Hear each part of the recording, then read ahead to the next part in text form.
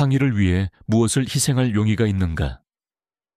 이 여인은 갓 태어난 딸을 버리는 길을 택했다. 점쟁이의 예언에 속아 평민 남편을 냉혹하게 버리고 추악한 과거를 숨긴 채 황제의 궁궐에 잠입했다.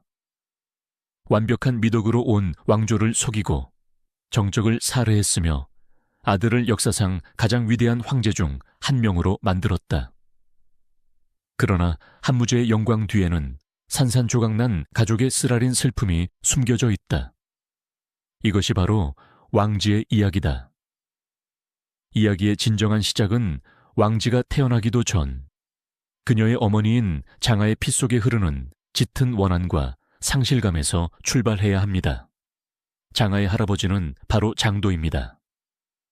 한구에 의해 연왕으로 봉해졌다가 훗날 한고조 유방에게 항복하여 계속 왕작을 유지했던 인물이죠.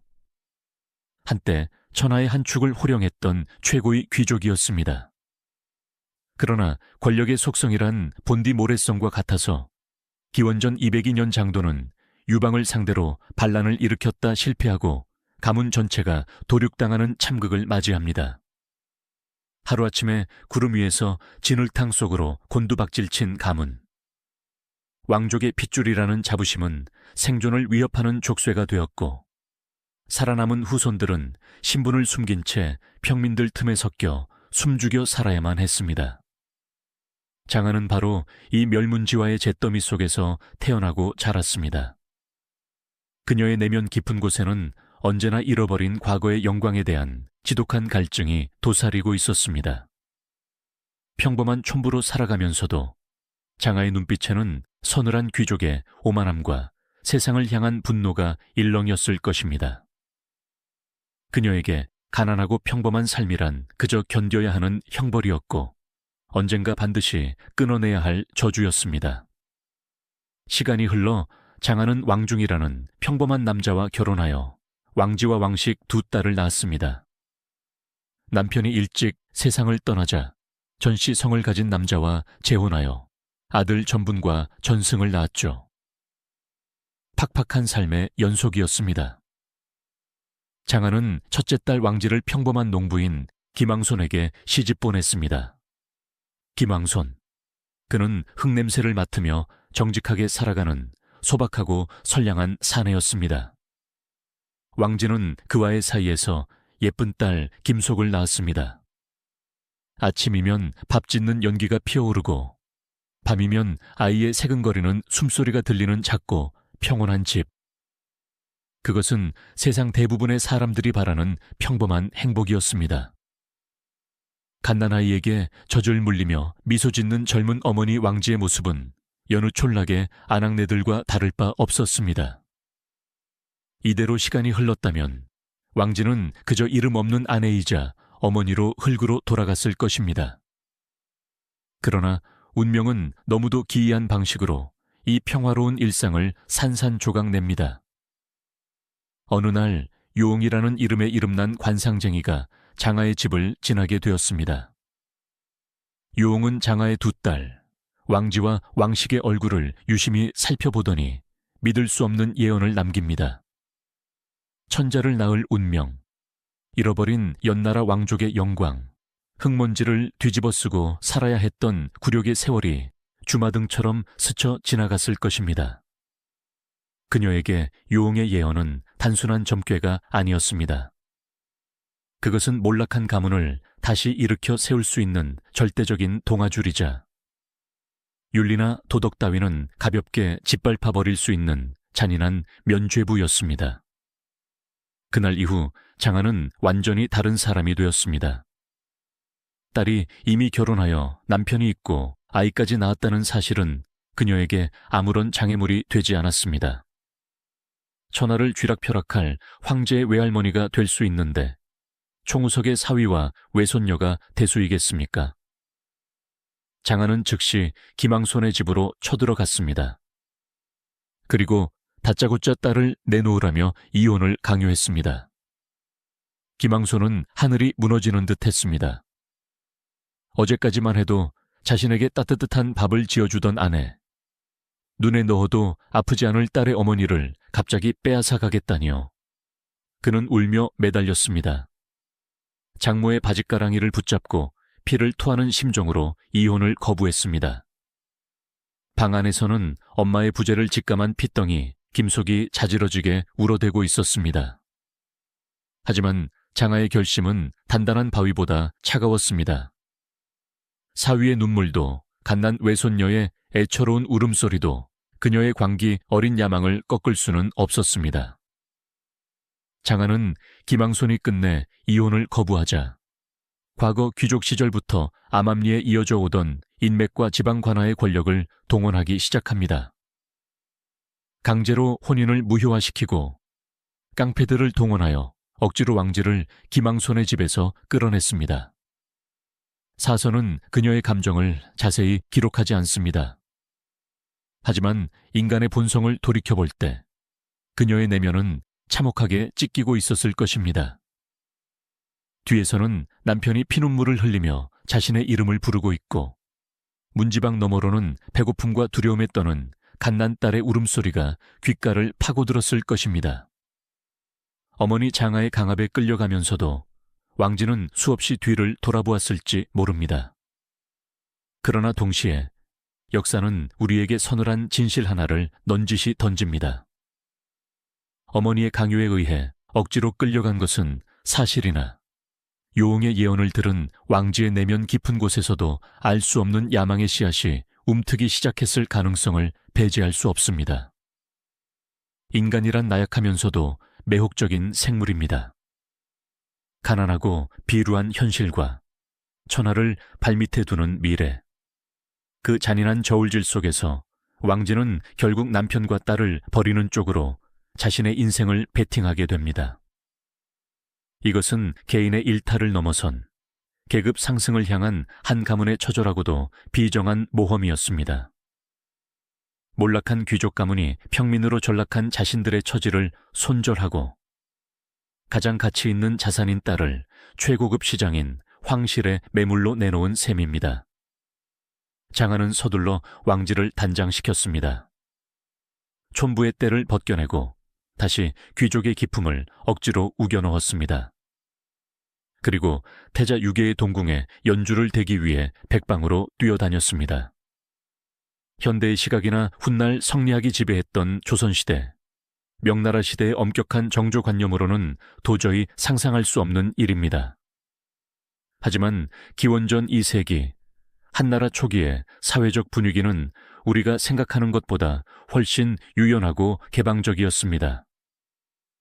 유교의 윤리관이 아직 뼈대만 잡혀가던 시절이었고 전란의 상흔이 채 가시지 않은 시대적 배경 탓에 여성의 재혼은 그리 큰 흠결이 아니었습니다.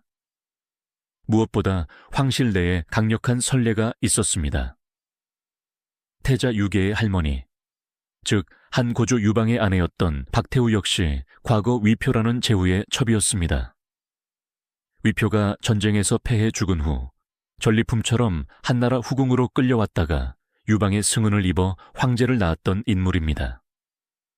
장하는 이 시대적 틈새와 황실의 선례를 정확하게 꿰뚫어 보았습니다. 그녀는 딸의 과거를 어설프게 위조하려 들지 않았습니다. 그저 철저하게 침묵했습니다. 침묵이라는 가장 완벽한 가면을 딸의 얼굴에 씌운 채 장하는 왕지를 동궁의 깊은 뜰 안으로 밀어 넣었습니다. 곧이어 동생 왕식마저 언니를 따라 궁으로 들어갔습니다. 이제 주사위는 던져졌습니다. 돌아갈 집은 파괴되었고 남편과 아이는 버려졌습니다. 장안의 웅장한 궁궐문이 닫히는 순간 촌부 왕지는 죽었습니다. 남은 것은 오직 생존과 권력을 향해 기어 올라야만 하는 냉혹한 정치적 플레이어로서의 왕집뿐이었습니다. 궁궐 입성은 끝이 아니라 피비린내 나는 전쟁의 시작에 불과했습니다. 화려한 비단과 짙은 향기로 가득한 동궁 안에는 이미 황태자 유계의 총애를 독차지하고 있는 막강한 여인 율희가 버티고 있었습니다. 아무런 정치적 배경도 막강한 친정의 권력도 없는 왕지. 그녀가 가진 무기라고는 자신의 아름다움과 바닥에서부터 뼈저리게 체득한 인내심 뿐이었습니다. 고향 집에 두고 온 어린 딸 김속의 울음소리가 환청처럼 들려올 때마다 그녀는 서늘한 손톱으로 자신의 허벅지를 찌르며 독하게 마음을 다잡았을 것입니다. 이 모든 잔혹한 희생을 헛되게 하지 않기 위해서라도 그녀는 반드시 살아남아야 했고 반드시 황제의 씨앗을 잉태해야만 했습니다. 왕진은 가문의 목표를 위해 과거를 묻어둔 채 본격적으로 황궁의 권력 투쟁에 뛰어들었습니다. 장안의 웅장한 궁궐문이 무거운 마찰음을 내며 닫혔을 때 왕지를 둘러싼 세상의 모든 소음은 일순간에 차단되었습니다. 촌락의 개 짖는 소리, 이웃들의 수군거림, 그리고 핏덩이 딸 김속의 애처로운 울음소리까지도 그 육중한 붉은 문 너머에는 오직 고요하고도 서늘한 긴장감만이 흐르고 있었습니다. 태자 유계가 머무는 동궁. 이곳은 세상에서 가장 화려한 감옥이자 보이지 않는 칼날이 난무하는 가장 우아한 도살장이었습니다. 왕진은 수백 명의 궁녀와 후궁들 틈에 섞여 조용히 엎드렸습니다. 그녀의 짐은 단출했습니다. 낡은 과거를 지워버린 완벽한 침묵, 그리고 어머니 장하가 심어준 천자를 낳을 운명이라는 지독한 예언뿐이었습니다. 하지만 왕진은 어리석지 않았습니다. 그녀는 궁궐이 기적이나 예언 따위로 굴러가는 곳이 아님을 본능적으로 깨달았습니다. 이곳은 철저한 권력의 생태계였고 황태자의 눈길 한 번에 가문의 흥망성쇠가 결정되는 무자비한 사냥터였습니다. 이제 막 입궁한 신분도 모호하고 뒷배경도 없는 그녀가 무턱대고 황태자의 총애를 구걸하거나 유홍의 점괘를 떠벌리고 다녔다면 그녀는 차에 한 달도 버티지 못하고 동궁의 차가운 우물 속에서 시신으로 발견되었을 것입니다. 그래서 왕진은 철저하게 자신을 지웠습니다. 그녀가 선택한 첫 번째 생존 전략은 바로 투명해지는 것이었습니다. 당시 동궁의 내명부를 장악하고 있던 절대적인 권력자는 율희라는 여인이었습니다. 율희는 태자 유계의 압도적인 총애를 받는 후궁이었으며 무엇보다 유계의 장남인 유영을 낳은 어머니였습니다. 한나라의 황위계승 원칙상 장남을 낳은 율희는 사실상 미래의 황후이자 황태후의 자리를 예약해둔 것이나 다름없었습니다. 율희는 자신의 지위를 맹신했고 그만큼 오만했습니다. 그녀의 처소에는 늘 웃음소리가 끊이지 않았고 화려한 비단과 보석으로 치장한 채 동궁의 안주인 행세를 했습니다. 왕진은 그런 율희의 오만함을 조용히 관찰했습니다. 그녀는 율희와 맞서지 않았습니다. 오히려 율희 앞에서 누구보다 몸을 낮추고 가장 순종적이고 온화한 미소를 지어 보였습니다. 황태자 유계 앞에서도 마찬가지였습니다. 유계는 속을 알 수 없고 때로는 냉혹하리 많지 이성적인 인물이었습니다. 왕진은 그가 화려하고 기가 센 여인들 틈에서 피로감을 느낄 때 조용히 쉴 수 있는 그늘 같은 존재가 되어주었습니다. 질투하지 않고 요구하지 않으며 그저 묵묵히 곁을 지키는 여인. 과거의 상처를 완벽하게 숨긴 그녀의 단아한 영인은 유계의 마음을 조금씩 열게 만들었습니다. 왕진은 입궁 후 연달아 3명의 딸을 낳았습니다. 평양공주, 남궁공주, 육려공주.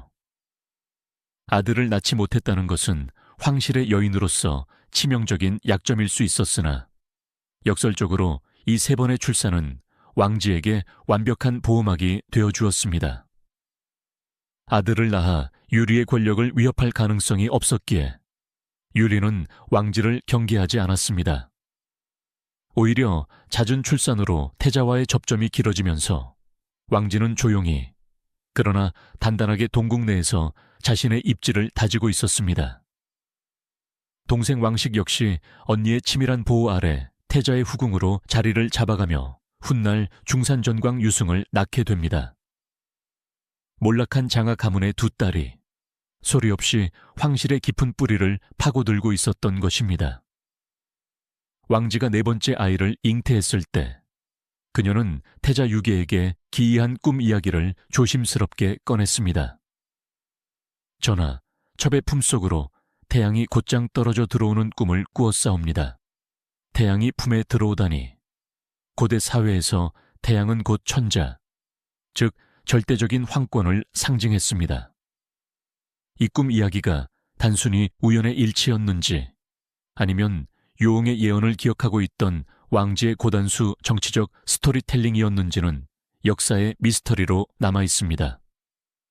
하지만 중요한 것은 태자 유계의 반응이었습니다. 한 무제 유철이 태어나기도 전부터 이 아이는 태양의 기운을 품고 온 특별한 존재라는 신화적 베일을 쓰게 된 것입니다. 얼마 후 유계가 황위에 올라 한경제가 되었고 기원전 156년 왕지는 마침내 아들 유철을 낳았습니다. 요옹의 예언이 절반의 현실이 되는 순간이었습니다. 하지만 아들을 낳았다고 해서 모든 것이 해결된 것은 아니었습니다. 왕지가 낳은 유철은 무려 10번째 황자였습니다. 이미 유리의 아들 유영이 태자로 책봉되어 있었고 황제의 마음 역시 아직은 첫사랑과도 같은 유리에게 더 기울어 있었습니다. 황궁의 질서는 견고했고 왕지의 자리는 여전히 변방의 후궁에 불과했습니다. 전공법으로는 절대 유리 모자를 끌어내릴 수 없음을 왕지는 뼛속 깊이 알고 있었습니다. 타인의 손을 빌려 적의 목을 베는 기술, 즉 차도살인의 서막이 오릅니다.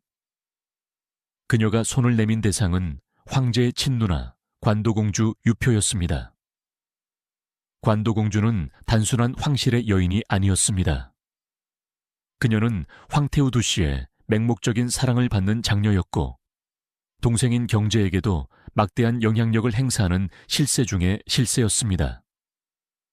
관도공주는 자신의 권력을 유지하기 위해 끊임없이 아름다운 여인들을 동생 경제에게 바치며 후궁의 권력 지도를 뒤흔들었습니다. 바로 이 점이 유리의 영린을 건드렸습니다. 자신이 황제의 총애를 독점해야 하는데 신우이인 관도공주가 자꾸 젊고 예쁜 여자들을 황제의 침소에 밀어넣으니 유리의 속이 뒤집힌 것입니다. 유리의 질투심은 분노로 변했고 그 분노는 오만함으로 굳어졌습니다. 관도공주는 자신의 딸인 진화교를 태자 유영과 혼인시켜 미래의 황태우 자리를 굳히고 싶어 했습니다. 권력의 정점에서 당연히 성사될 것이라 믿고 유리에게 혼담을 넌지시 건넸습니다. 그러나 유리는 평소 관도공주에 대한 악감정을 숨기지 않고 그 귀한 혼담을 이런지에 그것도 아주 모욕적으로 거절해버립니다. 이것은 유리 인생 최악의 오판이었습니다. 정치적 시야가 좁았던 유리는 후궁의 질투심에 눈이 멀어 황실 최고의 권력 브로커인 관도공주를 자신의 적으로 돌려버린 것입니다. 그 찰나의 균열을 숨죽여 때를 기다리던 왕지가 놓칠 리 없었습니다. 왕지는 유리가 걷어찬 관도공주의 자존심을 살며시 주워 담았습니다.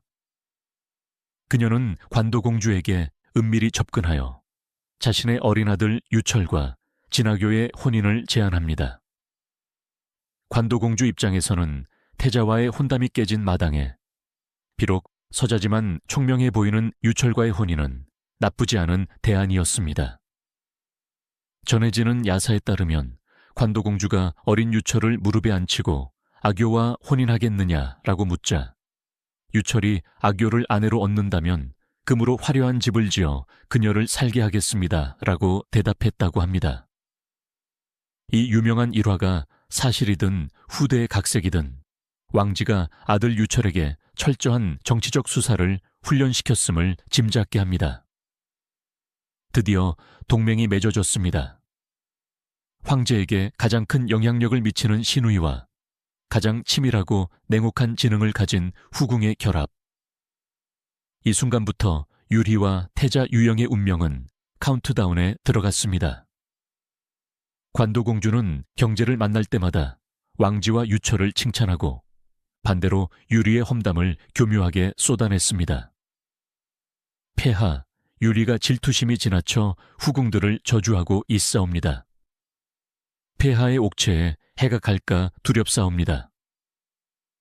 의심이 많은 경제의 마음속에 서서히 유리에 대한 불신과 혐오가 싹트기 시작했습니다. 반면 왕지는 끝까지 침묵을 유지하며 자신의 손에 피 한 방울 묻히지 않았습니다. 그녀는 유리를 비난하지도 아들의 태자 책봉을 조르지도 않았습니다. 오히려 유리를 감싸는 듯한 가증스러운 연기로 경제의 동정심을 자극했습니다. 가난한 농부의 아내로 살며 겪었던 밑바닥 인생의 서름이 이 화려한 황궁에서 그녀를 가장 완벽한 연기자이자 심리 조종술사로 진화시킨 것입니다. 덫은 완벽하게 쳐졌습니다. 이제 유리가 제풀에 겨워 올가미를 밟기만 하면 되는 순간이 다가오고 있었습니다. 버림받은 촌부의 핏빛 모험은 이제 거대한 제국의 근간을 뒤흔들 마지막 일격을 준비하고 있었습니다. 장막 뒤에서 맺어진 관도공주와 왕지의 은밀한 동맹은 한나라 황실의 핏빛 역사를 써내려가는 가장 예리하고도 치명적인 칼날이 되었습니다. 하지만 이 칼날은 곧바로 적의 목을 겨누지 않았습니다. 최고의 사냥꾼은 사냥감이 스스로 지쳐 쓰러질 때까지 기다릴 줄 아는 법입니다. 왕지는 유리가 자신의 오만함이라는 덫에 스스로 걸려들도록 교묘하게 판을 설계했습니다. 관도공주의 여론전은 치밀하고 집요했습니다. 황제인 경제가 가장 두려워하는 것이 무엇인지 관도공주는 누구보다 잘 알고 있었습니다. 그것은 바로 외척의 바로와 후궁들의 저주였습니다. 폐하, 유리가 무당을 불러 궁궐 안에서 주술을 행하고 다른 후궁들의 처소를 향해 흙인 형에 바늘을 꽂으며 저주를 퍼붓고 있다고 하옵니다. 또한 다른 후궁들을 향해 짐독을 풀려는 음모를 꾸미고 있다는 소문마저 파다합니다. 황제에게 있어 주술과 저주는 단순한 투기가 아니라 황권에 대한 직접적인 위협이자 반역이었습니다. 경제의 마음속에 자리 잡고 있던 유리에 대한 옛정은 서서히 식어갔고 그 자리에 차가운 불신과 의심의 독버섯이 피어나기 시작했습니다. 이 무렵 역사는 유리의 치명적인 정치적 무능함을 보여주는 결정적인 사건 하나를 기록합니다. 어느 날 경제가 원인 모를 중병에 걸려 자리에 눕게 되었습니다. 자신의 죽음을 직감한 황제는 황태자인 유영의 생모이자 가장 권력이 흉포했던 유리를 침전으로 불렀습니다. 파리한 얼굴의 경제는 유리의 손을 잡으며 무겁게 입을 열었습니다. 이것은 황제로서 남기는 유언이자 동시에 차기 황태후가 될 여인의 그릇을 시험하는 마지막 테스트였습니다. 권력의 이치를 조금이라도 아는 자라면 속으로는 뼈를 갈아 마시고 싶을지라도 겉으로는 눈물을 흘리며 폐하의 어명을 받들겠노라 맹세해야 마땅했습니다.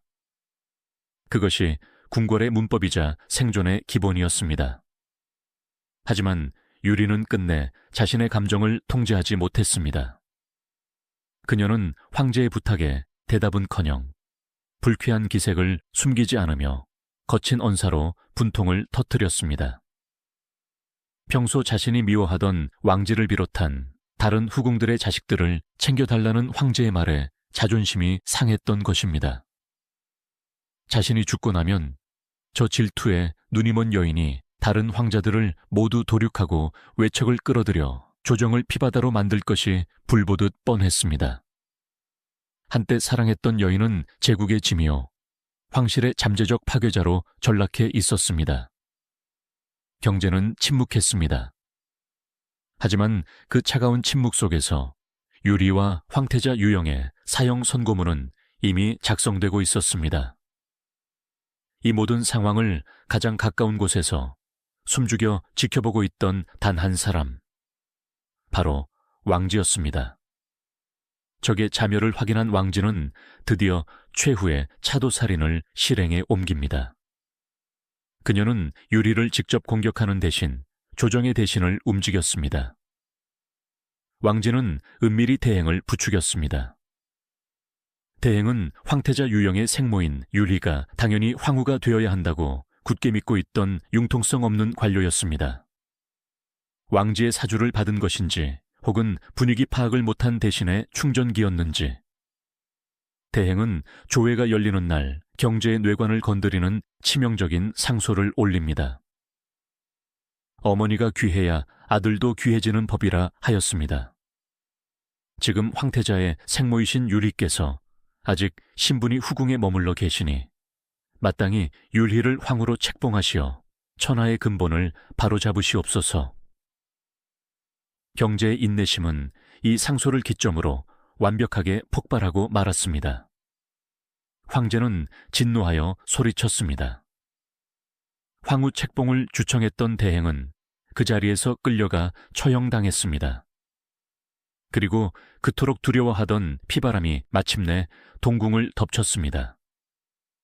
기원전 150년, 경제는 조서를 내려 황태자 유영을 폐위시키고 임간광으로 쫓아냈습니다.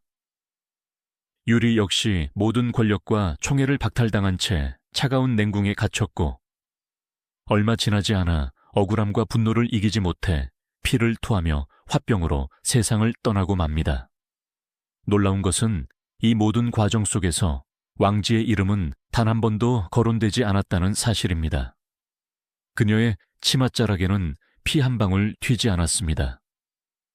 질투에 눈이 먼 유리, 권력욕에 취한 관도공주, 눈치 없는 조정 대신, 그리고 비정하고 냉혹한 황제 경제.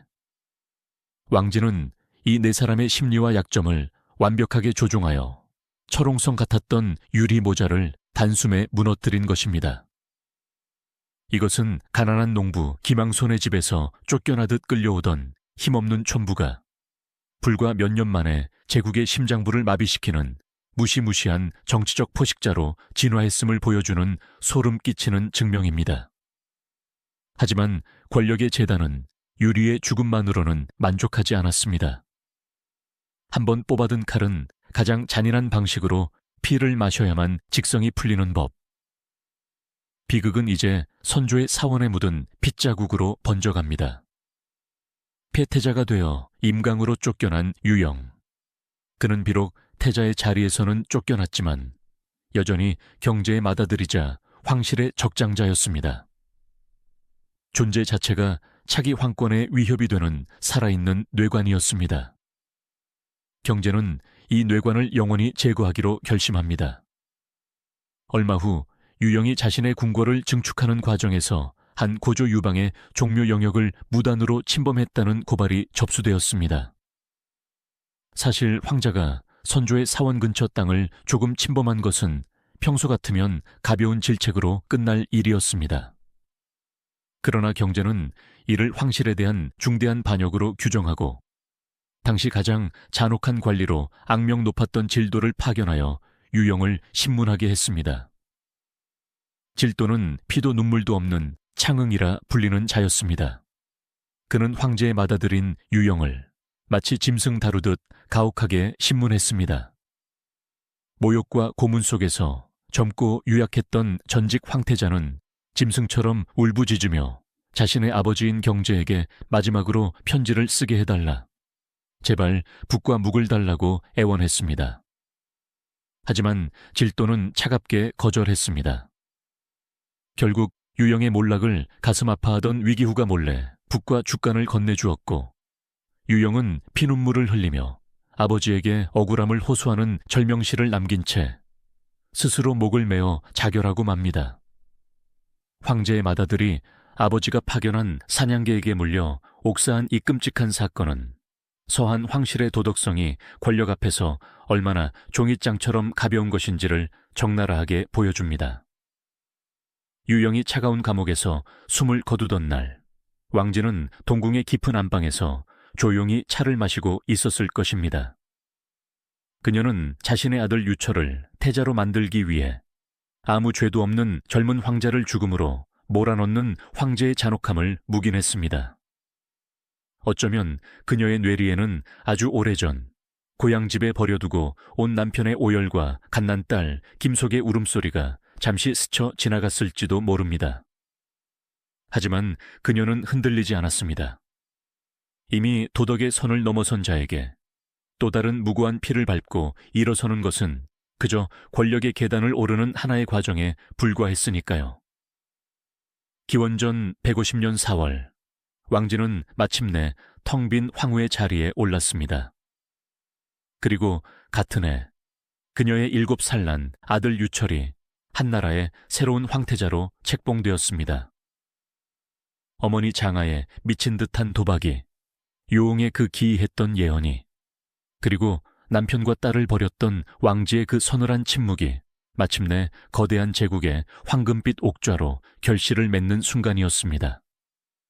하지만 모든 것을 다 가진 줄 알았던 황후 왕지의 발밑에는 아직 그 누구도 알지 못하는, 그녀 자신조차 평생토록 잊으려 발버둥 쳤던 가장 어두운 그림자가 웅크리고 있었습니다. 기원전 141년의 겨울, 장안의 하늘 위로 무겁고도 장엄한 종소리가 울려 퍼졌습니다.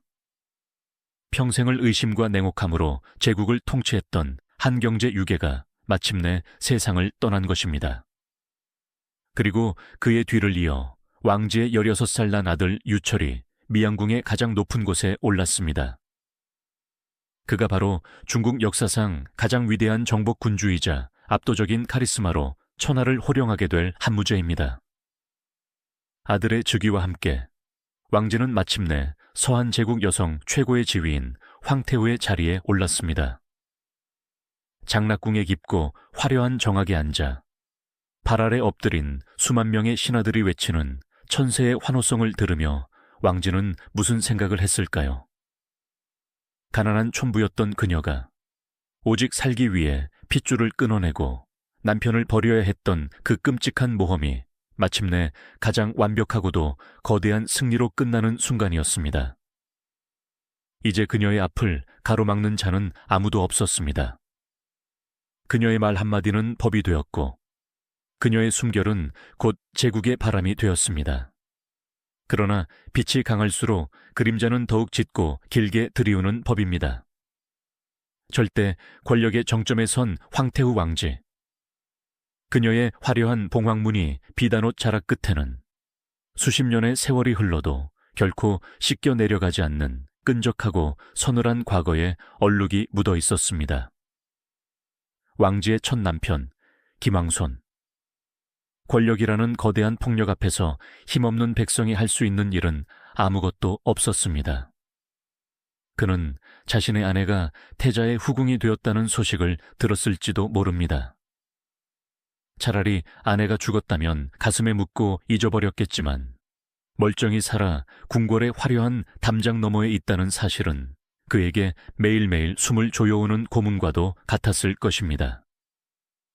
기록에 따르면 김왕손은 아내를 잃은 깊은 상실감과 우라병을 이기지 못하고 젊은 나이에 피를 토하며 한 많은 세상을 떠났다고 합니다. 그는 제국의 찬란한 역사가 짓밟고 지나간 무수히 많은 이름 없는 희생양 중 하나였습니다. 아버지가 화병으로 일찍 세상을 떠난 후 김속은 그야말로 길가의 잡초처럼 세상의 모진 풍파를 맨몸으로 견디며 자라났습니다. 다행히 목숨은 부지하여 성인이 되었고 장안의 저작거리에서 평범한 사내와 혼인하여 하루하루 끼니를 걱정하며 근근히 살아가는 비루한 백성이 되었습니다. 시장 바닥에서 흙먼지를 뒤집어쓰고 물건을 팔거나 삭바느질을 하며 고단한 삶을 이어가는 여인. 그녀는 자신의 어머니가 저 높고 거대한 장락궁에 앉아 천하를 호령하는 황태후 왕지라는 사실을 꿈에도 상상하지 못했습니다. 당시 서한의 통치 이념은 효였습니다. 황제는 천하의 모든 백성에게 효의 모범을 보여야 했고 태후는 흠결 없는 자애로움의 상징이어야 했습니다. 만약 황태후가 과거의 권력과 허영을 위해 남편을 버리고 핏덩이 친딸마저 내동댕이 친 비정한 여인이라는 사실이 세상에 까발려진다면 이는 단순한 가십거리가 아니라 한무제의 통치 정당성을 밑바닥부터 뒤흔들 수 있는 거대한 정치적 스캔들이자 황실의 도덕적 파산 선고였습니다.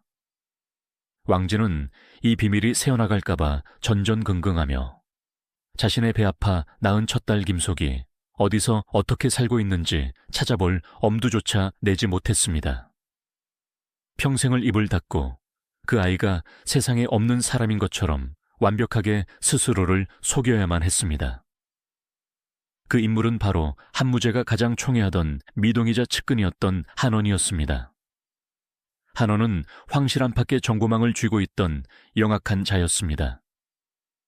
그는 우연한 기회에 황태후의 숨겨진 과거와 시장 바닥에서 뒹굴고 있는 황제의 이부 누나에 대한 소문을 입수하게 됩니다. 한원은 이 폭발적인 비밀을 손에 쥐고 깊은 계산에 빠졌습니다. 이것을 약점으로 삼아 태후를 협박할 것인가? 아니면 황제에게 바쳐 더 큰 신임을 얻을 것인가? 그의 선택은 후자였습니다. 한원은 무제 유철이 홀로 있는 틈을 타 이 충격적인 출생의 비밀을 은밀히 고아 올렸습니다. 어머니의 추악한 과거를 알게 된 16살의 젊은 황제 유철. 평범한 아들이었다면 배신감의 치를 떨거나 황실의 체면을 위해 그 누나라는 여자를 조용히 암살하여 영원히 입을 막아버렸을지도 모릅니다. 황실의 그림자 속에서는 흔히 일어나는 방식이니까요. 그러나 유철은 달랐습니다. 그는 훗날 거대한 제국을 반석 위에 올려놓을 천재적인 정치가였습니다. 그는 이 위기를 듣는 순간 도덕적 수치심을 느끼는 대신 이 스캔들을 어떻게 정치적 자산으로 뒤바꿀지 직관적으로 계산해냈습니다. 비밀은 숨길수록 적에게 약점이 되지만 만천에 당당히 드러내어 포용하면 그것은 황제의 거룩한 은혜와 효심을 선전하는 가장 극적인 연극이 됩니다. 무제는 숨겨진 누나를 몰래 죽이는 대신 가장 화려하고 감동적인 방식으로 세상에 끌어내기로 결심합니다. 어느 맑은 날, 장안의 흙먼지 날리는 가난한 저잣거리에 갑자기 수백 명의 어림군과 눈부신 황색 일산을 덮은 거대한 마차가 들이닥쳤습니다. 황제의 행차였습니다. 시장 사람들은 혼비백산하여 땅바닥에 엎드렸고 골목은 죽은 듯 고요해졌습니다. 황제의 옥교가 멈춰 선 곳은 다름 아닌 다 쓰러져가는 김속의 남루한 집 앞이었습니다. 집 안에 있던 김속과 그녀의 가족들은 사시나무 떨듯 공포에 질렸습니다. 평생 관아의 포졸 한 번 마주칠 일 없이 납작 엎드려 살던 평민에게 황제의 군대가 들이닥쳤으니 영문도 모른 채 멸문지화를 당하는 줄만 알았던 것입니다. 김속은 너무 무서운 나머지 방구석의 평상 밑으로 기어들어가 숨을 죽인 채 벌벌 떨었습니다. 갑옷을 입은 무사들이 문을 부수고 들어와 집 안을 수색했습니다. 그리고 먼지 구덩이 평상 밑에서 사색이 되어 떨고 있는 한 여인을 찾아냈습니다. 무사들이 그녀를 끌어내어 마당에 무릎을 꿇리자 옥교의 문이 열리고 화려한 황룡포를 입은 젊은 황제 유철이 천천히 걸어 나왔습니다. 황제는 흑투성이가 된 채 공포에 질려 눈물만 뚝뚝 흘리고 있는 여인을 가만히 내려다보았습니다. 자신과는 전혀 다른 척박하고 거친 삶의 흔적이 역력한 주름진 얼굴. 하지만 어딘지 모르게 어머니 왕지의 이목구비를 닮아있는 그 얼굴을 확인한 무제는 천천히 허리를 굽혀 그녀의 손을 직접 잡아 일으켰습니다. 그리고 세상에서 가장 따뜻하고도 소름 끼치도록 완벽하게 계산된 목소리로 입을 열었습니다. 황제가 천한 촌부를 향해 누님이라 부른 이 한마디는 그 자리에 엎드려 있던 모든 사람들의 귀를 의심케 했습니다. 김속은 자신이 꿈을 꾸고 있는지 아니면 미쳐버린 것인지 알 수 없어 그저 멍하니 황제의 얼굴만 바라보았습니다. 무제는 놀란 그녀를 다독이며 직접 자신의 화려한 마차에 김속을 태웠습니다. 그리고 곧장 어머니 왕지가 있는 장락궁으로 마차의 머리를 돌렸습니다. 이것은 한편의 완벽한 정치 쇼였습니다. 황제가 미천한 신분의 누나를 찾아내어 직접 수레에 태우고 궁으로 향했다는 소문은 순식간에 장안성 전체로 퍼져나갔습니다. 백성들은 황제의 놀라운 우애와 효심에 감격하여 눈물을 흘렸습니다. 어머니의 치명적인 스캔들이 찰나의 순간에 성군의 위대한 미담으로 둔갑해 버린 것입니다. 장락궁에 도착한 무제는 어머니 왕지 앞으로 나아갔습니다. 왕지는 아무것도 모른 채 아들의 갑작스러운 방문을 맞이했습니다. 무제는 미소를 지으며 뒤로 물러섰고 그 뒤에서 궁녀들의 부축을 받으며 한 번도 입어본 적 없는 깨끗한 비단옷을 걸친 중년의 여인이 떨리는 걸음으로 걸어 나왔습니다. 왕지의 시선이 여인의 얼굴에 닿는 순간 태후의 화려한 찻잔이 바닥으로 떨어져 산산조각 났습니다. 수십 년 전 찢어지는 가슴을 안고 등 돌려야 했던 핏덩이, 젖도 떼지 못하고 남겨두고 와야 했던 자신의 첫 번째 분신. 이제는 자신보다 더 늙고 지친 얼굴을 한 여인이 되어 나타난 친딸 김속이었습니다. 왕지는 태후의 체면도 잊은 채 맨발로 뛰어나가 김속을 끌어안았습니다. 궁궐의 단단하고 차가운 대리석 바닥 위로 두 모녀의 짐승 같은 오열이 터져 나왔습니다. 왕지의 눈물은 진심이었을 것입니다. 권력을 위해 모든 것을 버렸던 독한 여인이었지만 가슴 한구석에 피 흘리며 묻어두었던 모성애마저 완전히 죽일 수는 없었으니까요. 평생을 짓눌러 왔던 죄책감, 언제 비밀이 탄로 날지 모른다는 공포감, 그리고 마침내 딸을 살아서 품에 안았다는 안도감이 한꺼번에 터져 나오는 눈물이었습니다. 무제는 모녀의 극적인 상봉을 조용히 지켜보다가 신하들에게 술상을 내오라 명했습니다. 그는 어머니를 위로하며 김속을 향해 엎드려 절을 올리고 술잔을 바쳤습니다. 그리고 그 자리에서 김속에게 수성군이라는 엄청난 자기와 함께 막대한 토지와 노비를 하사했습니다. 수성군의 남편은 졸지에 황실의 인척이 되었고 그녀의 딸 역시 훗날 제후에게 시집을 가게 됩니다. 이 극적인 재회를 바라보며 조정의 대신들은 황제의 깊은 효심을 찬양하며 엎드려 눈물을 훔쳤습니다. 아무도 왕지가 과거에 가족을 버렸던 폐륜을 비난하지 않았습니다. 황제가 이미 나서서 용서하고 품어 안은 마당에 감히 과거를 들먹이며 태후를 모욕할 큰 신하는 존재하지 않았습니다. 가장 위험했던 뇌관이 가장 화려한 불꽃놀이로 변하여 밤하늘을 수놓고 사라졌습니다. 왕지를 평생 올가매고 있던 도덕적 족쇄와 아킬레스건이 영원히 사라져버린 것입니다. 이제 황태후 왕지는 명실상부한 완벽한 어머니이자 결점 없는 권력의 화신으로 다시 태어났습니다. 가장 아픈 상처가 치유되고 더 이상 두려울 것이 없어졌을 때 권력은 반드시 썩어 들어가기 시작합니다. 과거의 족쇄를 벗어던진 왕지의 시선은 이제 잃어버린 딸을 넘어 자신의 가문 전체를 향하기 시작했습니다. 몰락했던 귀족의 후예, 장하의 핏줄들이 황실의 권력을 양분 삼아 거대한 괴물로 자라날 준비를 마친 것입니다. 그 중심에는 왕지의 아버지가 다른 남동생 전분이 있었습니다. 권력의 굶주림을 뼛속까지 물려받은 이 야심만만한 사내는 누나인 황태후의 치맛자락을 단단히 움켜쥐고 서한 제국의 심장부를 향해 독리를 드러내기 시작했습니다. 피 묻은 제단 위에서 간신히 세워진 한무제의 어린 조정에 이제 곧 외척이라는 이름의 가장 어둡고 끈적한 그림자가 덮쳐오고 있었습니다. 황태후 왕지, 그녀가 만들어낸 괴물이 어떻게 제국을 집어삼키려 하는지 그 숨막히는 권력의 체스판이 새롭게 세팅되고 있었습니다. 역사는 우리에게 전혀 다른 대답을 들려줍니다. 그것은 바로 절대적인 안전입니다. 자신을 위협하던 유일한 아킬레스건이 사라지고 어떠한 행동을 해도 면죄부를 받을 수 있다는 완벽한 안도감이 주어졌을 때 억눌려 있던 인간의 탐욕은 비로소 날개를 펴고 거대한 괴물로 진화하기 시작합니다. 과거의 족쇄였던 핏덩이 딸 김속을 가장 화려한 방식으로 품에 안은 황태후 왕지. 그녀의 삶을 평생토록 짓눌러왔던 은밀한 수치심과 죄책감은 한무제의 천재적인 정치쇼 덕분에 완벽하게 세탁되었습니다. 이제 장안의 그 누구도 황태후의 과거를 입에 올리지 못했습니다. 두려움이 사라진 자리에는 무엇이 남았을까요?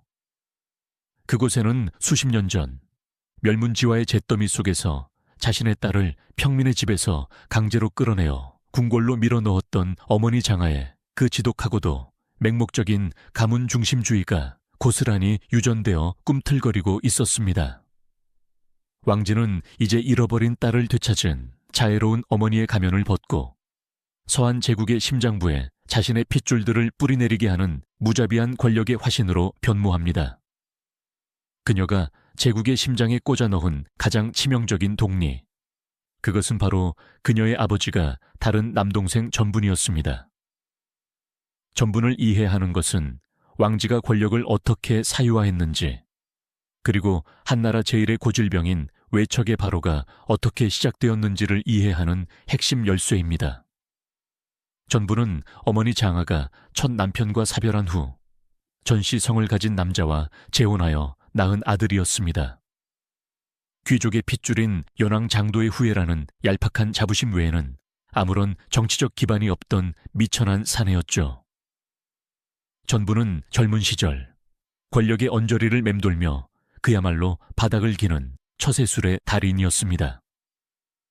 그는 당시 조정의 실세이자 한경제의 측근이었던 위기후 두영의 집을 제 집 드나들듯 하며 그에게 아부하고 굽신거렸습니다.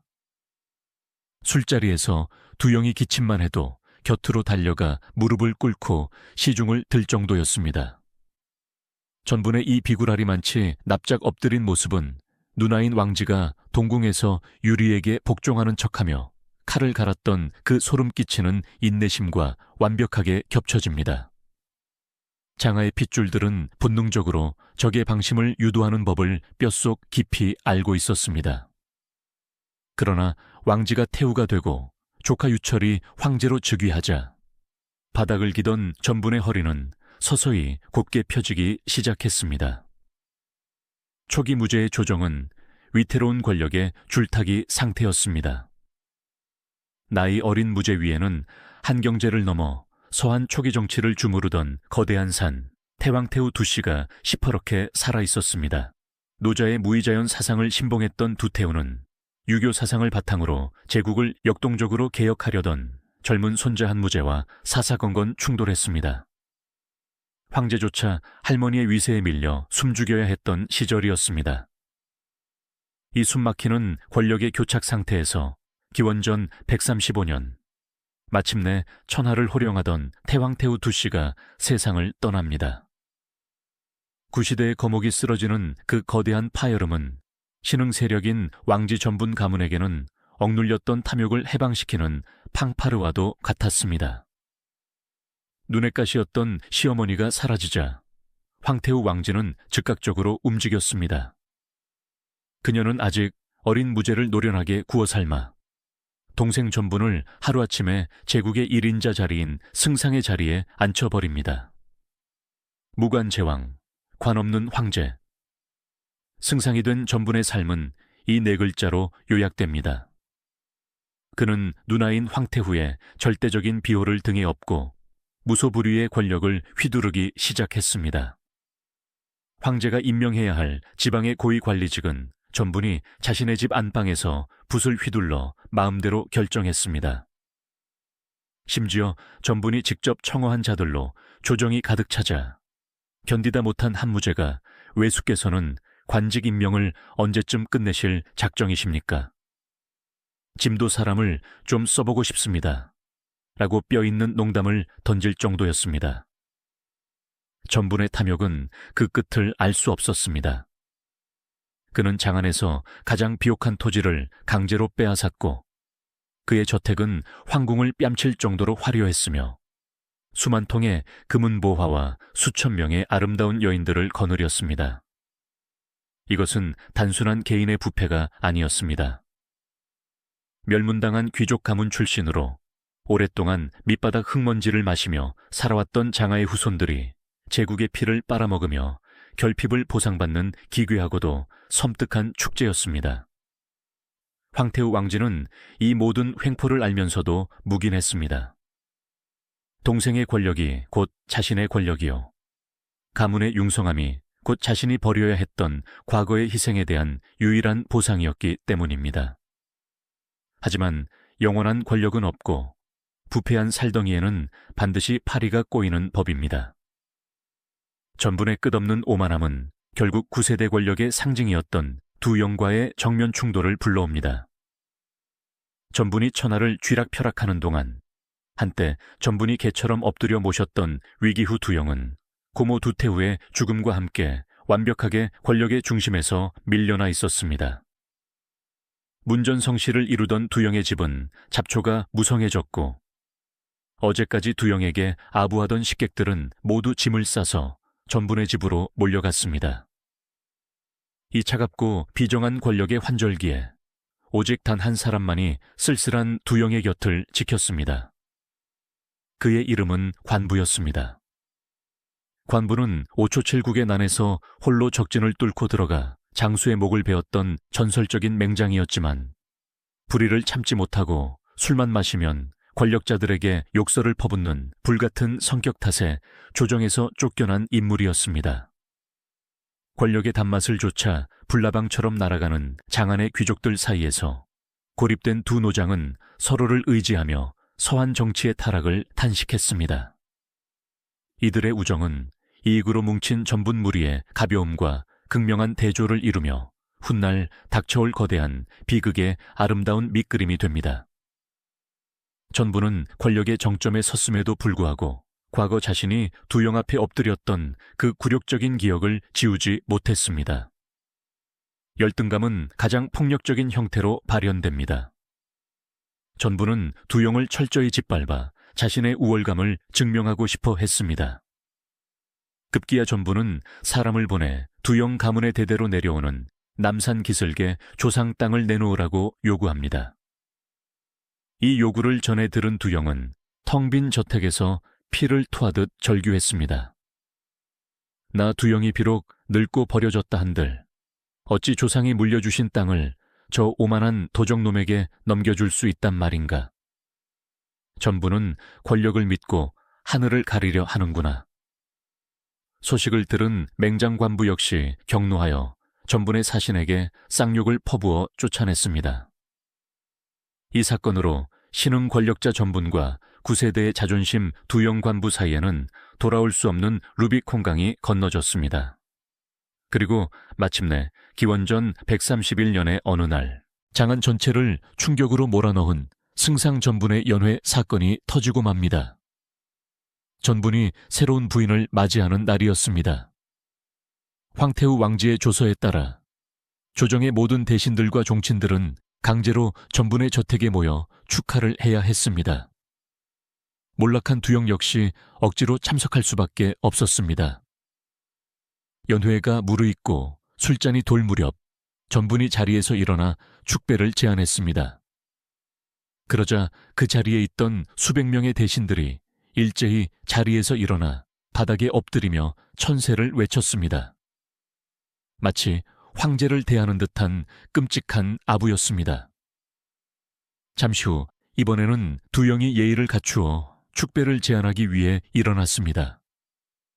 그러나 놀랍게도 수백 명의 대신 중 자리에서 일어나는 자는 그의 옛 친구 몇 명뿐이었고 나머지는 앉은 채로 힐끗 쳐다보거나 무시하며 자기들끼리 잡담을 나누었습니다. 죽은 권력에 대한 노골적이고도 잔인한 모욕이었습니다. 그 순간 분노로 온몸을 부들부들 떨고 있던 관부가 술잔을 집어던지며 폭발했습니다. 그는 만좌중앙으로 걸어나가 전분을 향해 손가락질하며 짐승처럼 포효했습니다. 연 회장은 찬물을 끼얹은 듯 얼어붙었습니다. 감히 황태우의 친동생이자 제국 제1의 실세에게, 그것도 그의 결혼식장에서 쌍욕을 퍼붓다니. 전분의 얼굴은 수치심과 분노로 붉게 달아올랐습니다. 전부는 즉각 어림군을 불러 관부를 대불경죄로 포박하여 감옥에 쳐넣었습니다. 그리고 그와 가까운 두영마저 공범으로 엮어오게 가두어 버렸습니다. 이 사건은 단순한 술자리의 해프닝이 아니었습니다. 무죄의 조정이 직면한 가장 거대한 정치적 폭풍의 서막이었습니다. 감옥에 갇힌 친구 관부를 살리기 위해 노구의 두영은 목숨을 걸고 한무제에게 상소를 올렸습니다. 황제 앞에서 두영과 전부는 서로의 죄를 폭로하며 처절한 진실 공방을 벌였습니다.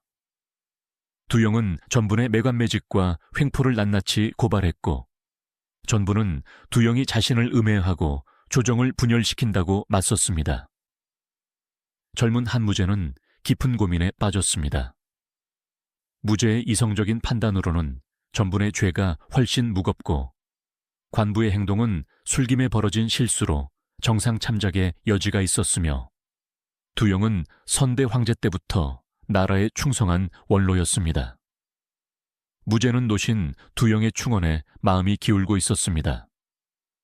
하지만 무죄가 법의 저울을 공정하게 기울이려던 찰나, 장락궁의 깊은 곳에서 가장 어둡고도 압도적인 권력의 그림자가 움직이기 시작했습니다. 바로 황태후 왕지였습니다. 왕지는 동생 전분이 황제 앞에서 두영에게 논리적으로 밀려 위기에 처했다는 소식을 듣자마자 이성을 잃고 폭발했습니다. 그녀는 식사를 전폐하고 황제를 자신의 처소로 불렀습니다. 무죄가 들어서자마자 천하를 호령하는 어머니 왕지는 차가운 바닥에 주저앉아 머리를 풀어헤치고 피눈물을 흘리며 절규했습니다. 그녀의 입술에서 흘러나온 말은 법과 제도를 무색하게 만드는 가장 폭력적인 감정적 협박이었습니다. 어머니의 이 광기 어린 절규 앞에서 천재 군주 한무제조차 얼어붙고 말았습니다. 이것은 진실 공방이 아니었습니다. 왕지가 던진 메시지는 명확했습니다. 네가 황제가 된 것은 내가 너를 낳고 내가 유리를 죽이고 길을 닦았기 때문이다. 내 동생을 치는 것은 곧 어미인 나를 치는 것이다. 이 무서운 심리적 압박 앞에서 무죄의 총명함은 무너져 내렸습니다. 효를 통치 이념으로 삼는 한나라에서 황제가 태후의 뜻을 거스르는 것은 정치적 자살 행위였습니다. 결국 무죄는 눈을 질끈 감고 정의의 여신상을 자신의 손으로 박살내버립니다. 상황은 급반전되었습니다. 옥에 갇힌 두영은 마지막 희망으로 선제인 한경제가 자신에게 몰래 남겨주었던 유조를 꺼내 들었습니다. 그 문서에는 조정에 큰일이 생기면 언제든지 황제에게 직접 구하여 판결을 받으라는 경제의 친필이 적혀 있었습니다. 이것은 두영을 살릴 수 있는 유일한 생명줄이었습니다. 그러나 권력의 눈먼 칼날 앞에서는 선대 황제의 유서조차 휴지 조각에 불과했습니다. 조사를 맡은 관리들은 왕지와 전분의 눈치를 보며 황궁의 기록 보관소에 유조의 복사본이 존재하지 않는다는 이유로 두영의 문서를 위조된 가짜로 규정해버립니다. 선제의 유조를 위조한 죄, 그것은 변명의 여지가 없는 멸문지화의 대죄였습니다. 기원전 131년의 차가운 겨울, 한때 서한 제국의 기둥이었던 노신 두영은 장안의 저작거리에서 밧줄에 묶인 채 망나니의 칼을 받았습니다. 그의 절친한 친구 관부 역시 가문 전체가 도륙당하는 참극을 맞이했습니다. 두 노신의 목이 땅에 떨어지며 흘린 붉은 피는 차가운 눈밭을 적시며 한나라 조정의 양심이 죽었음을 선포했습니다. 장락궁의 화려한 누각 위에서 왕지는 동생을 살려냈다는 안도감과 함께 또 한 번 승리의 미소를 지었을 것입니다. 하지만 그녀는 알지 못했습니다. 어머니 장하의 맹목적인 야망을 물려받아 가문을 지키려 했던 그녀의 이 잔혹한 모정이 사실은 서한 제국을 서서히 갉아먹는 치명적인 독약을 스스로 마신 행위였다는 것을 말입니다. 그녀가 강제로 입을 막아버린 젊은 황제 한무제의 마음속 깊은 곳에는 외척이라는 존재에 대한 치명적인 불신과 혐오감, 그리고 언젠가 그들을 모조리 도륙해버리겠다는 서늘하고도 잔혹한 씨앗이 심어지고 있었습니다. 기원전 131년에 매서운 겨울바람이 장안의 저작거리를 휩쓸고 지나갔을 때 차가운 눈밭 위로 흩뿌려진 위기후 두영과 맹장관부의 붉은 피는 서한 제국의 권력 지형도를 완벽하게 뒤바꿔 놓았습니다. 한때 제국의 기둥이었던 9세대 권력은 가장 비참하고 굴욕적인 방식으로 처형당했고, 승상전분과 황태우 왕지로 대변되는 신흥 외척 세력은 마침내 그 누구도 범접할 수 없는 절대적인 승리를 거머쥐었습니다. 장락궁의 화려한 누각 위에서 왕지는 안도의 한숨을 내쉬었을 것입니다. 피를 나눈 동생을 지켜냈고 가문을 위협하던 가장 큰 정적을 제거했습니다. 어머니 장하가 그토록 갈망했던 잃어버린 귀족의 영광은 이제 왕지와 전분의 손에서 가장 찬란하게 만개한 듯 보였습니다. 그러나 역사의 심판은 인간이 만든 법정보다 훨씬 더 기이하고 서늘한 방식으로 찾아오는 법입니다. 외부의 적이 모두 사라진 완벽한 진공 상태. 바로 그 절대 권력의 정점에서 왕지의 가문은 가장 끔찍한 내부의 붕괴를 맞이하게 됩니다. 두영이 억울하게 처형당하고 불과 몇 달이 차에 지나지 않은 기원전 130년의 봄. 천하를 호령하며 기세등등하던 승상전분에게 설명할 수 없는 기괴한 병이 찾아왔습니다. 사마천의 사기는 당시 전분의 최후를 매우 건조하면서도 등골이 오싹해질 정도로 상세하게 기록하고 있습니다. 전분은 어느 날 갑자기 온몸에 불덩이 같은 열이 오르며 병석에 누웠습니다. 처음에는 그저 과로로 인한 가벼운 열병이라 생각하여 장안의 명의들을 모두 불러 모았으나 어떠한 탕약과 침술도 효험이 없었습니다. 병세는 하루가 다르게 악화되었고 곧이어 전부는 이성을 잃고 헛소리를 내뱉기 시작했습니다. 그의 증상은 단순한 육체의 질병이 아니었습니다. 전부는 허공을 향해 손을 휘저으며 공포에 질린 얼굴로 바닥을 기어 다녔습니다. 그리고 아무도 없는 빈 공간을 향해 머리를 조아리며 처절하게 살려달라고 애원했습니다. 절대 권력자 전분을 무너뜨린 것은 자객의 칼날도 황제의 독약도 아니었습니다. 그것은 바로 그 자신의 내면 깊은 곳에서 자라난 참혹한 죄책감이었습니다. 권력을 위해 과거 자신을 거두어 주었던 옛 주인이자 은인을 억울한 누명으로 도륙했다는 사실은 아무리 피도 눈물도 없는 권력자라 할지라도 무의식의 심연에 거대한 균열을 만들어냈던 것입니다. 소식을 들은 한무제는 곧바로 영시 능력이 뛰어나다고 소문난 무당 시타를 전분의 저택으로 파견했습니다. 무당은 전분의 병상을 한참 동안 살펴본 뒤 창백하게 질린 얼굴로 황제에게 끔찍한 보고를 올렸습니다. 이 기괴한 보고서를 받아든 한무제의 눈빛은 어떠했을까요? 어머니 왕지의 눈물 섞인 협박에 굴복하여 어쩔 수 없이 두영의 억울한 죽음을 방관해야 했던 황제입니다. 그는 전분에 미쳐가는 모습을 보며 겉으로는 안타까운 척 탄식했지만 속으로는 차가운 냉소를 지었을 것입니다. 무죄에게 있어 전분의 환각과 발광은 하늘이 대신 내려준 가장 완벽한 형태의 정치적 숙청이나 다름없었습니다. 전부는 환영의 고문 속에서 몇 달을 처절하게 울부짖으며 발버둥 치다가 온몸에 살이 내리고 뼈만 앙상하게 남은 참혹한 모습으로 숨을 거두었습니다. 자신이 훔쳐낸 권력의 단맛을 제대로 누려보지도 못한 채 가장 비참하고 고통스러운 방식으로 생을 마감한 것입니다. 전분의 죽음. 그것은 단순히 한 권력자의 몰락을 넘어 황태우 왕지의 세계가 근본적으로 무너져 내리는 거대한 지진이었습니다. 소식을 전해 들은 장락궁의 왕지는 만견자실했습니다.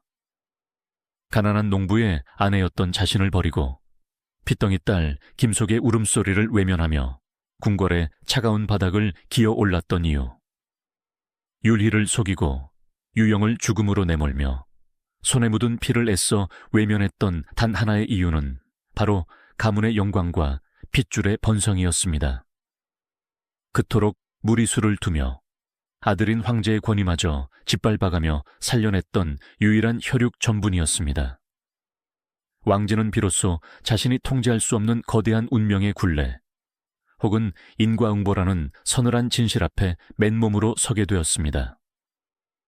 전분의 죽음 이후 서한 제국에 보이지 않는 정치 권력 구조는 다시 한번 극적으로 재편됩니다.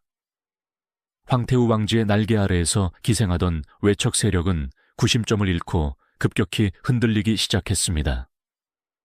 그리고 이 틈을 놓치지 않고 그동안 어머니의 치맛자락 뒤에서 묵묵히 발톱을 숨기고 있던 천재 군주 한무제가 마침내 진정한 제국의 지배자로 각성하며 전면에 나서기 시작합니다. 무제는 두영과 전분의 사건을 겪으며 외척이라는 존재가 황권에 얼마나 치명적인 독약이 될 수 있는지를 뼛속 깊이 체득했습니다. 어머니 왕지의 감정적인 협박에 굴복해 억울한 충신을 죽여야만 했던 그 수치스러운 기억은 한무제의 내면에 외척 세력에 대한 병적인 증오와 경계심을 심어놓았습니다. 무제는 더 이상 어머니의 눈물에 흔들리는 나약한 소년이 아니었습니다. 그는 조정 내에 남아있던 전분의 잔존 세력들을 서서히, 그러나 아주 철저하게 도려내기 시작했습니다. 또한 황태우의 입김이 닿지 않는 자신만의 친위 세력을 구축하기 위해 신분이 미천하더라도 오직 능력만을 기준으로 인재를 발탁하는 파격적인 인사를 단행합니다. 노예 출신의 위청이나 사생아 출신의 곽거병 같은 전설적인 명장들이 역사 무대의 전면으로 등장할 수 있었던 것도 기존의 외척 귀족 세력을 배제하려던 무제의 치밀한 권력 재편 작업의 일환이었습니다. 장락궁에 갇힌 황태우 왕제는 이러한 아들의 변화를 뼈저리게 느끼고 있었습니다. 그녀는 여전히 제국에서 가장 존귀한 여인이었지만 그녀의 말은 더 이상 조정의 법을 바꾸지 못했습니다. 아들 유철은 매일 아침 장락궁에 들러 정중하게 문안 인사를 올렸지만 그 정중함 속에는 결코 넘을 수 없는 차가운 정치적 장벽이 세워져 있었습니다. 황제는 어머니에게 최고의 예우와 사치스러운 생활을 보장했지만 권력의 칼자루만큼은 단 한 치도 내어주지 않았습니다. 늙고 지친 황태후 왕제. 화려한 봉황의 관을 쓰고 텅 빈 장락궁의 깊은 뜰을 홀로 거닐며 그녀는 밤마다 어떤 환영에 시달렸을까요? 아마도 전분의 목을 졸랐던 두 영과 관부의 귀신은 아닐 것입니다. 그녀의 뇌리를 괴롭힌 것은 훨씬 더 오래되고 훨씬 더 근원적인 기억들이었을 것입니다. 권력의 정점에 섰음에도 그녀는 과거의 메아리에서 완전히 자유로울 수 없었습니다. 권력을 위해 외면했던 첫 남편, 자신의 야망 때문에 희생된 전 황태자 유영, 그리고 끝없는 탐욕 끝에 파멸한 동생 전분의 비극은 그녀가 평생 짊어져야 할 권력의 청구서였습니다. 권력의 정상을 향해 오르는 동안에는 오직 앞만 보며 달렸기에 그 상처들을 느낄 새가 없었습니다. 하지만 이제 모든 것을 다 이루고 난 뒤 찾아온 완벽한 고요 속에서 왕진은 자신이 지나온 길 위에 뿌려진 타인의 피와 눈물이 얼마나 무겁고 잔혹한 것인지를 온몸으로 마주해야만 했습니다. 그녀의 삶은 생존을 위한 가장 위대한 투쟁이었으나 동시에 인간성을 대가로 지불한 가장 슬픈 거래였습니다. 궁궐이라는 거대한 괴물에게 자신을 먹이로 던져주고 대신 괴물의 심장을 차지했던 여인. 그러나 권력은 그녀에게 천하를 주었을 뿐 영혼의 평식은 단 한 번도 허락하지 않았습니다. 어느덧 시간은 무심하게 흘러 장락궁의 뜰에 핀 모란꽃이 수십 번을 피고 지는 동안 서한 제국은 한무제의 압도적인 통치 아래 전례 없는 황금기를 맞이하고 있었습니다. 흉노를 정벌하고 실크로드를 개척하며 제국의 영토는 끝없이 팽창했지만 그 화려한 영광의 이면에서 제국의 초석을 다졌던 늙은 태후의 생명력은 신압으로 꺼져가고 있었습니다. 기원전 126년 장안의 가을은 유난히 붉고 깊었습니다. 서한 제국의 영토는 한무제의 정복 전쟁으로 하루가 다르게 팽창하고 있었지만 제국의 가장 깊은 심장부인 장락궁의 시간은 무겁게 가라앉아 멈춰가고 있었습니다. 천하를 호령했던 황태우 왕지의 숨결이 잦아들고 있었습니다. 한때 촌부의 거친 벗을 입고 남편과 핏덩이 딸을 뒤로 한 채 눈물 삼키며 올랐던 권력의 계단. 그 꼭대기에서 그녀가 움켜쥐었던 천하는 화려했지만 죽음의 문턱에 선 노년의 태우에게 남은 것은 쇠약해진 육신과 텅 빈 회한뿐이었습니다.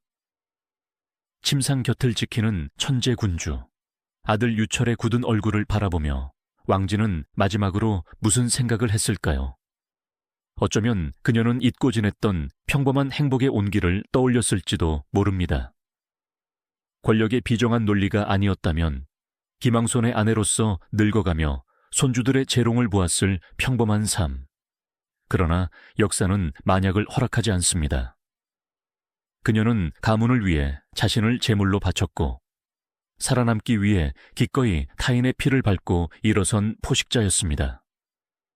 그리고 마침내 거친 숨을 몰아쉬던 왕지는 파란만장했던 70평생의 무거운 짐을 내려놓고 영원한 침묵 속으로 빠져들었습니다. 왕지의 죽음은 한 시대의 종언을 의미했습니다. 그녀의 시신은 장한 외곽의 양릉으로 운구되어 평생 그녀의 치밀한 조종과 내조를 동시에 받았던 남편 한경제의 곁에 합장되었습니다. 살아서는 서로의 마음을 완벽히 믿지 못해 끊임없이 시험하고 견제했던 황제와 황후는 죽어서야 비로소 차가운 무덤 속에서 완전한 평온을 맞이하게 되었습니다. 왕지가 아니었다면 중국 역사상 가장 위대한 제국을 건설한 한무제 유철은 결코 황좌에 앉지 못했을 것입니다.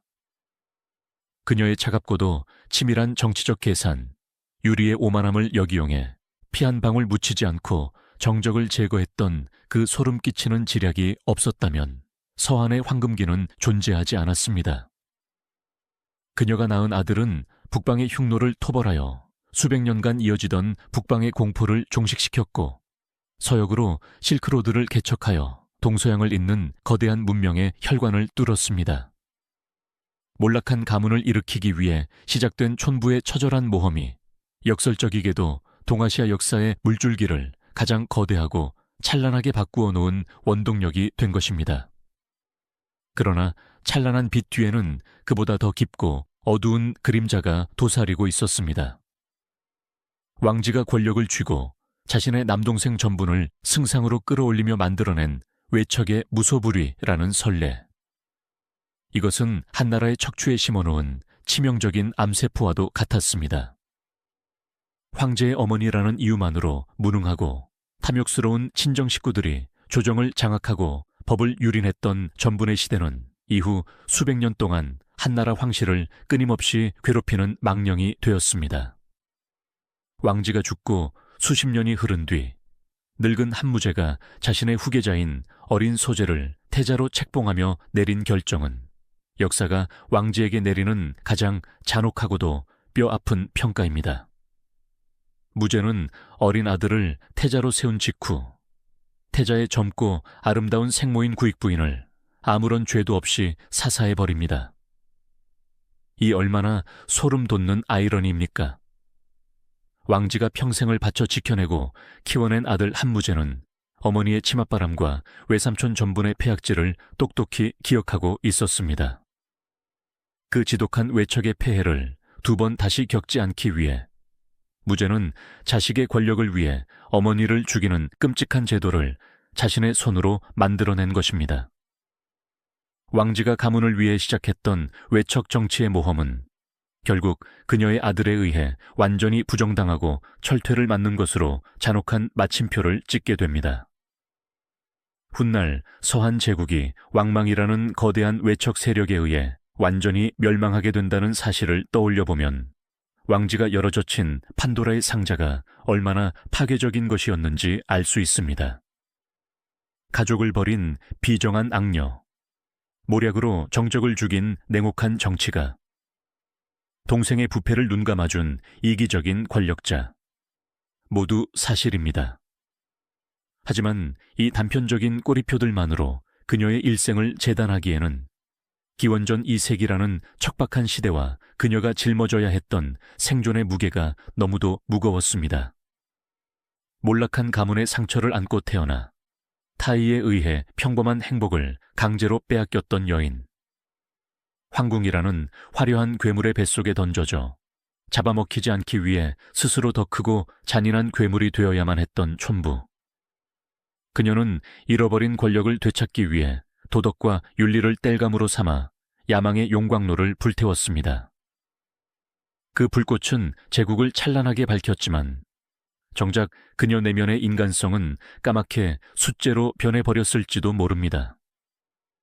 역사는 선과 악이라는 이분법으로 명쾌하게 나뉘지 않습니다. 인간의 가장 추악한 탐욕이 때로는 거대한 문명의 진보를 낳기도 하고 핏빛으로 얼룩진 비극의 토대 위에서 찬란한 황금기가 피어나기도 합니다. 왕지의 삶이 우리에게 주는 진정한 울림은 바로 이 기막힌 모순에 있습니다. 가장 낮은 곳에서 짓밟혔던 자가 가장 높은 곳에 올라 세상을 짓밟는 과정. 그 속에서 잃어버린 핏줄을 부여안고 흘렸던 어미의 눈물과